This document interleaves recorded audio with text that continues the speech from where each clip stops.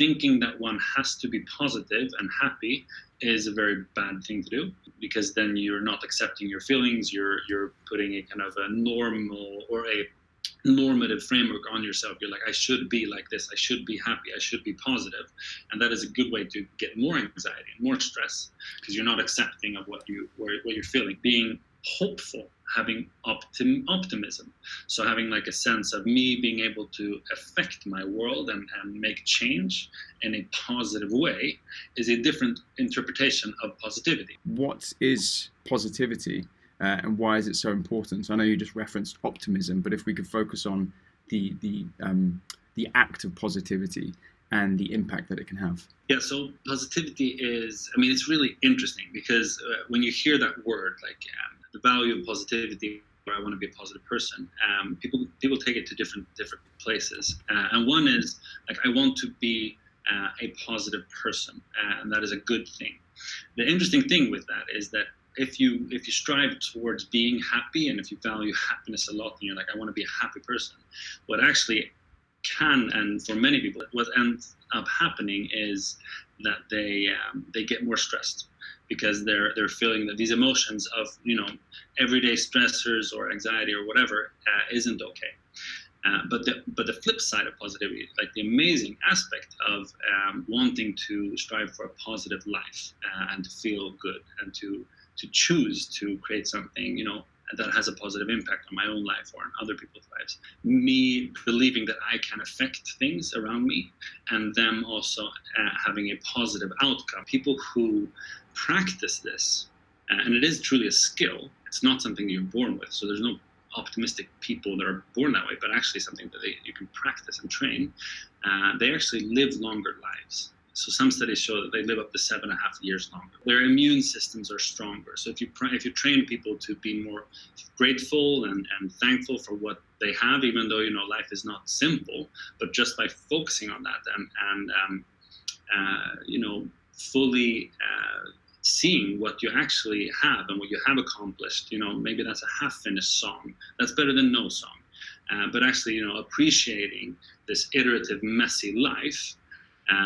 The skill of doing that and not only focusing on the negative aspects is in itself a kind of generative process. So it'll fill you up, it'll boost your immune system, it'll make you happier, which in turn also makes you more creative. The average schedule of a musician is a bit bonkers. They're going to be in all-day sessions, suddenly they're on tour in the evening, then they have a late-night gig.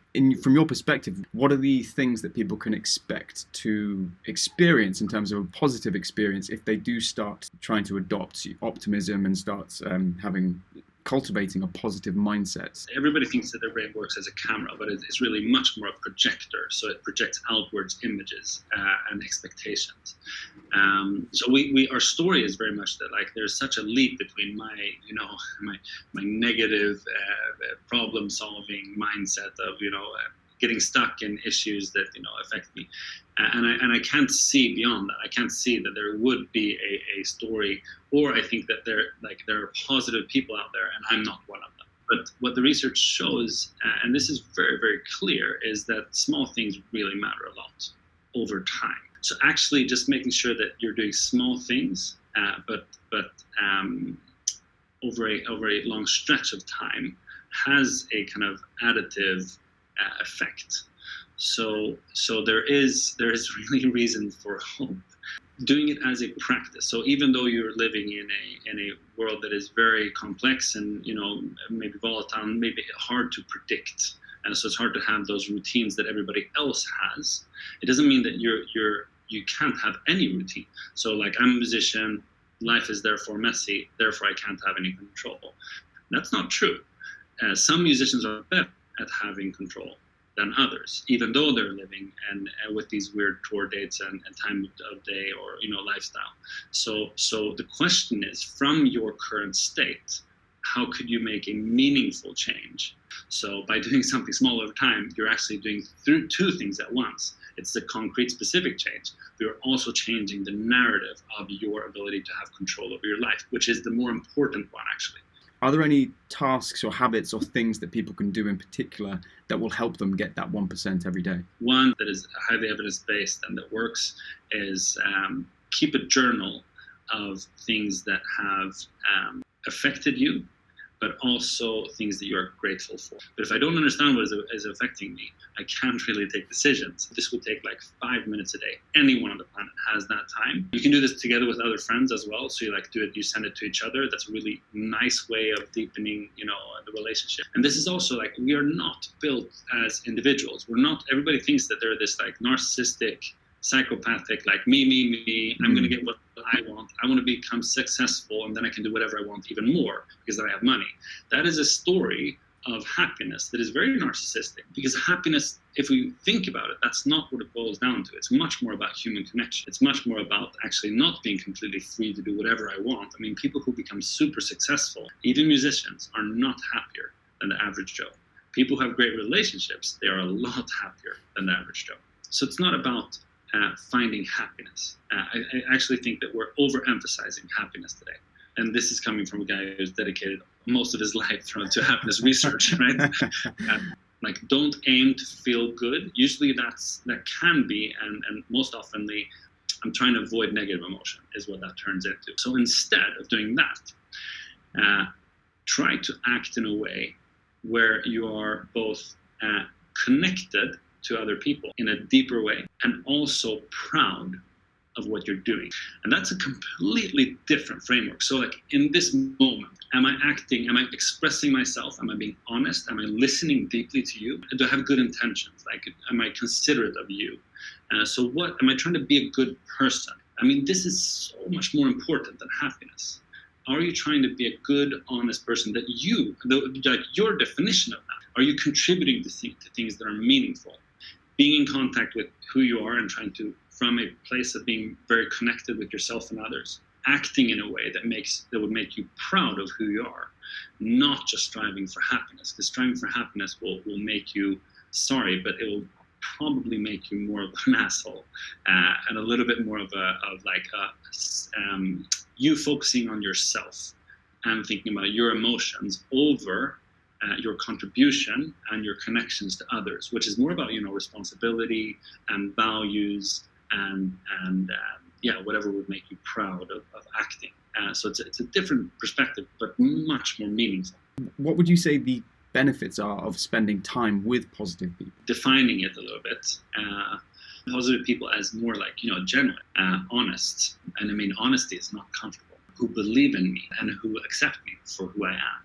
So like high quality relationships, I mean, this is what we live for. You being in a relationship where you don't feel judged, but supported, and the amount of eye contact, like the amount of seconds you have in eye contact with other people, those moments actually has a massive impact on your health, your well-being, even your success, your creativity. I mean, the safer we feel emotionally, relationally, the braver we are, because we feel held. We feel that somebody has our back. And then secondly, what is also amazingly cool with positive relationships is that there's one factor that predicts happiness and longevity and immune system, and it is very much the quality of our relationships. The quality of your relationships is the quality of your life. It's not it contributes to, but more and more research is pointing to that this is the factor. So the cool thing with that relating to the creative process is that nothing research has ever found impacts creativity as much as your emotional state. And this is the reason why you get all your ideas, in the shower, from your way to or from work, in bed, after, like you're somehow a relaxed, emotional, positive state. And evolutionary, that opens up the space in your brain to take more risks, to play with thoughts, to think of things in new ways. And when you're in the opposite, when you're feeling stressed, anxious, afraid, especially afraid, then you lock down, you think more about yourself, and you're also thinking about just playing out patterns that will work. So when I feel safe and seen, and I mean happy or in a positive state, then I am also neurologically much more creative. I mean, we're talking like 200-400% more creative. I mean, why is it that humans thrive on a broader sense as part of a community? Is it purely because they end up with multiple deep relationships? Is it as simple as that? That's why we enjoy community. So we think of ourselves as individuals that are separate from our networks. Like we have relationships with others, but the research now is showing the opposite. It's like you actually, you don't have a relationship. You are the relationship. Like you are your relationships. You are not a container having relationships with the outside world. You are an empty container, but you are instead the relationships. So what does that mean? Well, super cool research showing that one of the biggest predictors of your behavior is not your decision making. It is the people around you. It is their decision making. So like if somebody's going to vote or not is actually largely determined on if their friends are voting or not. If somebody's going to gain weight or not is largely determined by the people that they're hanging out with. We are inheriting and being inspired so much by the people that we have around us that these effects don't even stop between you and I if we're good friends. It actually spreads from me to you and then to all of your friends. Everything we do, no matter if it's gaining weight or losing weight, if it's happiness, if it's creativity, if it's being brave, if it's acting from our values or not, all of that kind of is this like embedded network of relationships that we're part of. We're the same as on. So that way of thinking about ourselves is really interesting. Where it's like, okay, what does it mean to change myself? I should actually be looking much more into the people around me. And if I want to lead a more positive, happy, meaningful life, am I even thinking about how I can contribute to other people's lives and the relationships that we have? Or am I just thinking about my happiness, my meaning? So we're actually kind of starting in the wrong end when it comes to a lot of these questions. The causal link is most often our relationships to the world and to others, and then our agency on that. So the network is acting on me, but I'm also acting on the network through my actions. Yeah. So what has happened is like we're disconnected from our deeper needs of human connection, and then we're fixating on individual progress as if that would fix the lack of human connection. And you can never get enough of what you don't need. So we're just fixating on like, I want more money, I want more fame, I want more listeners, I want more whatever, more X. And I mean, a really interesting way of just questioning the goals that you have is, last time I made the same type of progress in this goal within this area of life, how much did it affect me? If I wasn't happy from the first raise, why will I be happy from the second? There is this kind of like non-reflective aspect of, just like more is better, but I'm not happy now. I just want more. Getting more than I had yesterday didn't do it, but I still want more. And that is the definition of an addiction. It's fixating on something that won't satisfy your need. And therefore, we have to discover that like giving is important, that relationships are important, because we have this very much an individualistic and kind of disconnected story about happiness. And I think that's kind of a lot of the root cause of actual depression comes from the story that we have about happiness. But usually expectations in a lot of areas of life, they lead to disappointment. Instead of saying like, how can I appreciate whatever I have, at the same time I'm trying to develop it and make my life flourish, then I won't be as disappointed. And also, I mean, the tricky part about expectations is usually that you see yourself, when you have high expectations, you get disappointed, you blame the external world for my unhappiness. And that's a telltale to say that you should be working on your ownership, your responsibility. And my unhappiness is actually coming from myself and my way of interacting with the world. And I should be working with that. But remembering that I am also my relationships. So when I'm referencing me and my responsibility, it is this more extended definition of who I am. It's a quality of relationships, of good relationships, is that can I be vulnerable and can I suck and you'll still be there? And do I feel that that's fine? Like you got my back even when I'm not at my peak. 5 minutes of somebody just being heard and to say, yeah, I've been there too. Yeah, I feel you. Yeah, I know it sucks. I'm not trying to fix it, just like validating their emotions and hearing them is usually 90% of what people want. and need. But it's not what we're giving each other. We're just giving each other, pat on the back, and it's going to be better, and think about the positive things. But that's the deeper need is just to be seen, usually. What I would love to do is dive in actually to your company, 29K, and kind of get a bit of a brief context over what it is, what it does, and what you're hoping to build with it. The goal is basically to give people a space with others who are the same as them. So it's a peer-created space where they get the best tools in the world to work with whatever there is their kind of next step.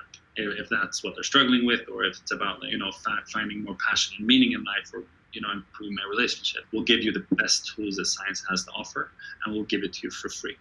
So the way that this works is it's an app. You download it at 29k.org or 29k in the App Store, and you are matched up with other participants who have the same need as you do. It's an 8-week process, and it's shown to transform people's lives. So if you invest, some studies show that if you invest just about 300 minutes, we're talking just a couple of hours, then this will permanently change your life. We're talking about decreased anxiety levels, decreased depressive levels, deeper human connections, better relationships. So the first program that we built, 8-week, you go through it with 6 other people.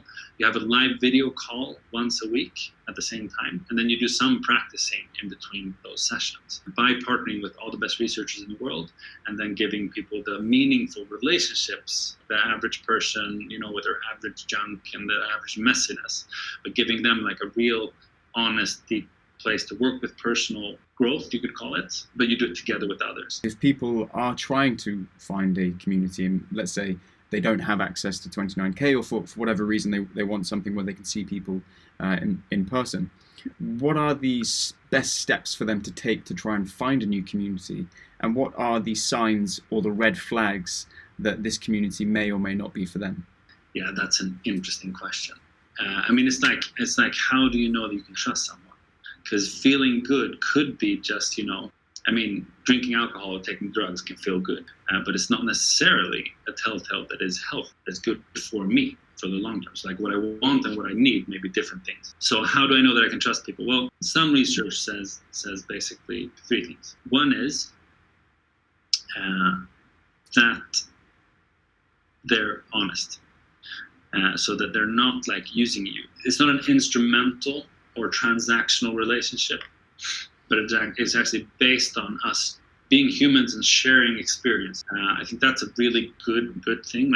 If you feel that people want to use you, or you're now getting some traction with your music, let's hang out, and I want to hang out with you because you're popular, I'd say that's a red flag.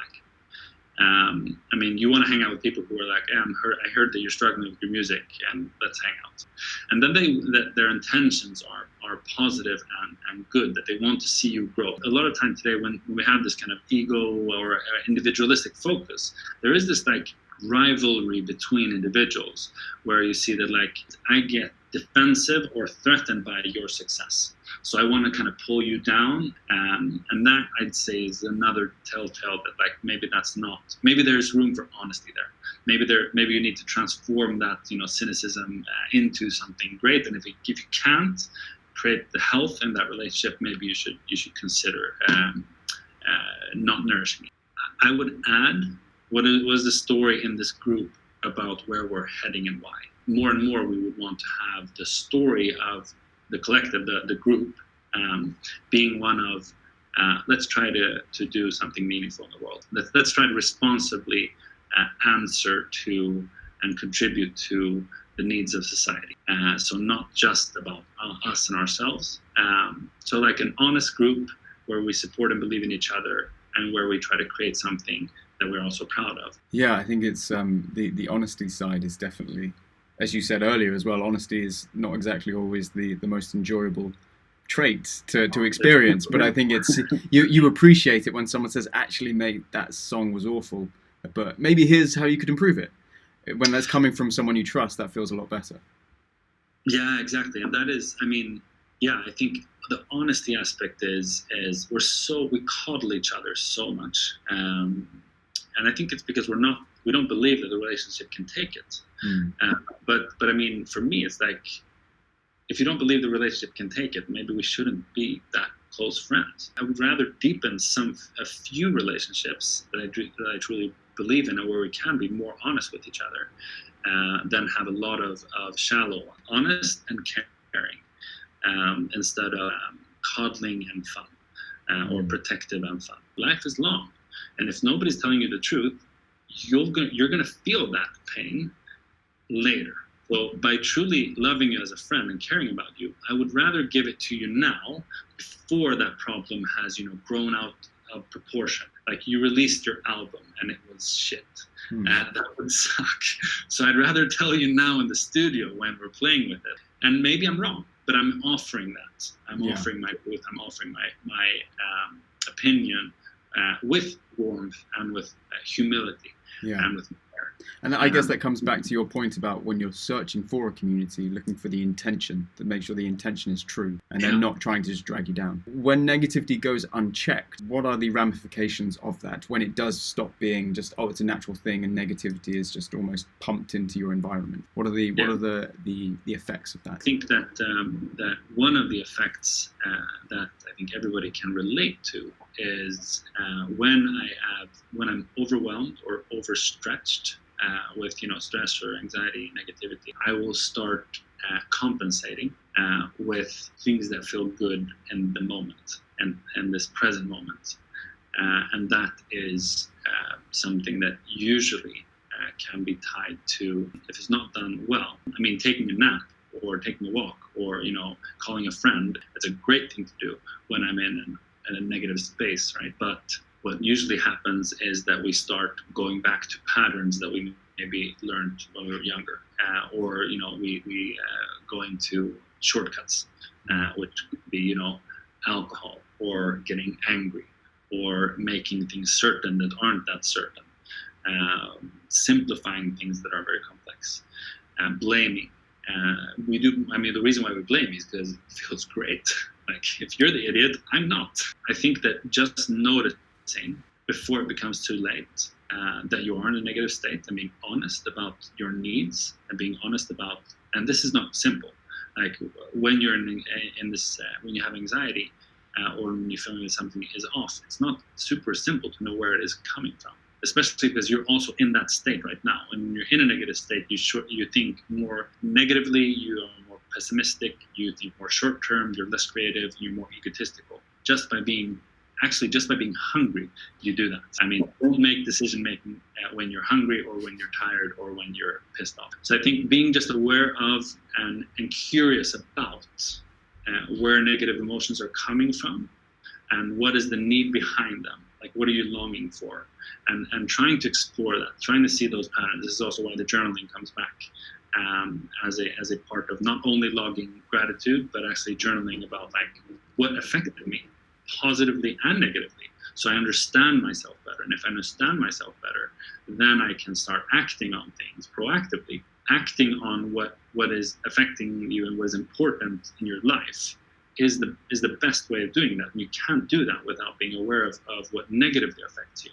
Yeah. So respecting negative emotions and taking the tip off of your worst behavior. What things and what steps can they take to cultivate that community so it can be the best it can be and they can give back as much as they can, and also so that it remains a part of their daily schedule, their lifestyle? I'd say two things that could definitely at least be supportive structures around this. So one is you can't have relationships if you're not relating. We think about relationships as objects, as things that we have. Like you and I have a relationship. It's not true. Relationships are much more a verb and a process. So it's us being a present moment relating. That could be on our phones and different locations, but it is still a process of relating. And that is also always a momentary thing. So knowing that relationships are always created in moments, and then seeing that, okay, what is now distracting me from connecting in this present moment? Just being aware of that. And then I think there's some things that are like just easy things to do. So one is, these are like the worst things ever that happen to relationships. So you see that people aren't looking into each other's eyes anymore. And the parents aren't looking into their children's eyes anymore. Like that creature went off a cliff from 2007 when we got the smartphones. Because we're like, I'm listening, but I have my phone here, or I have my phone on the table.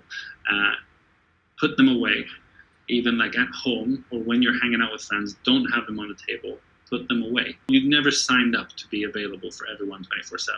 If you're not in this present moment being able to connect with people because you think that somebody else will be wanting to reach out to you on a more surface level, you will actually never be able to connect with anyone deeply because you're always making yourself available and the phone will then always be there. Sensitive to when you fully feel connection with others in this present moment and noticing what is distracting from that, I think is really important. One concrete advice would be like, okay, reflect on how you're using your phone.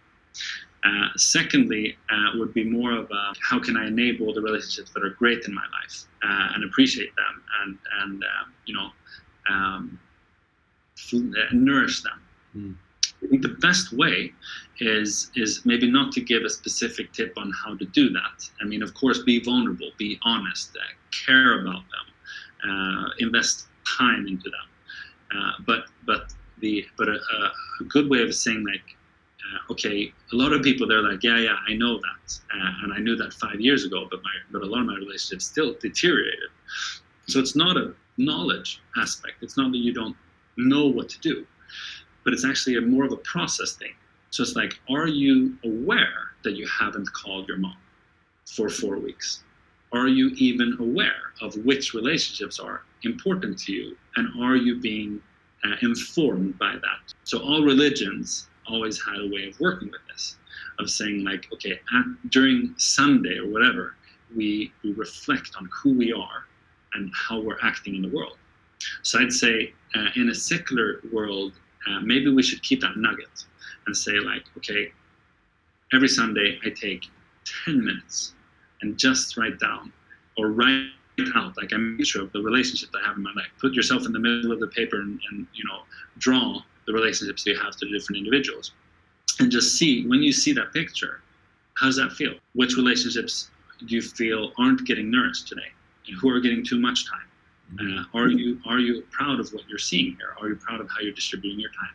And then if you do that, every Sunday, if that's the goal, and you screw it up, so you do it like every other Sunday or once a month, that's amazing. Like that is amazing, because that process of reflecting on what is important to you and who is important to you, if you do that 12 or 52 times a year, that will in itself transform the way that your relationships will be nourished or decided upon. Let's say they've watched all of this and they love it. What are the best first steps for a music maker to take to find and cultivate that community? Yeah, I mean, it is tricky. I mean, because life is, as we said, messy. And I mean, as a musician, you're probably trying to make ends meet.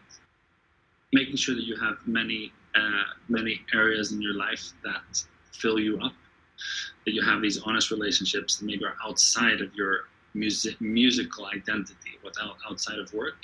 So you have, you're not standing on one leg at least.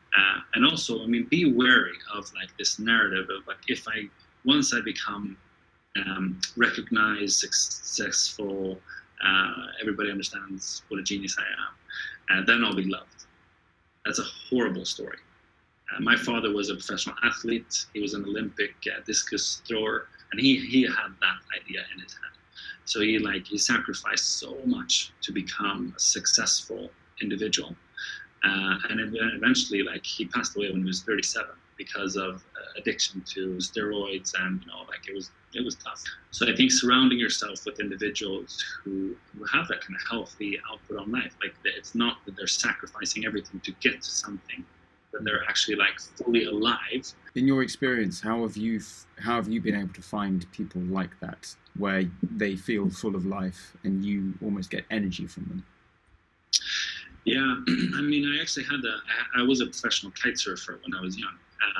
So I almost followed in my father's footsteps, but I was sensitized to it. So when people wanted to hang out with me, because I was a great kite surfer, I just felt, I knew that they weren't honest. Like it wasn't, they wanted to be with me because they thought that was cool.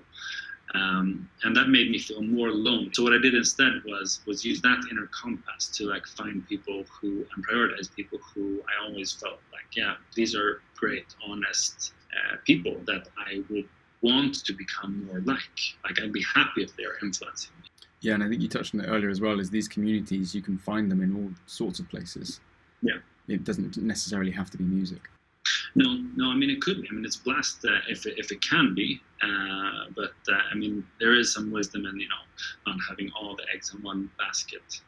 Because if it doesn't work out, it's not your entire life. It's just one aspect of it, which is in itself healthy. I mean, life is quite long. It becomes less serious if you think that, like, yeah, I'm going to be 80 someday, and I'll probably look back into this long life. Therefore, stuff isn't that serious. I can actually play a little bit more. I need to pay my rent for sure, but I'm not going to starve. So let's play with this and see where it takes us. And if I don't become, the next superstar, that's fine. Let's have a blast and let's, hang out with great people.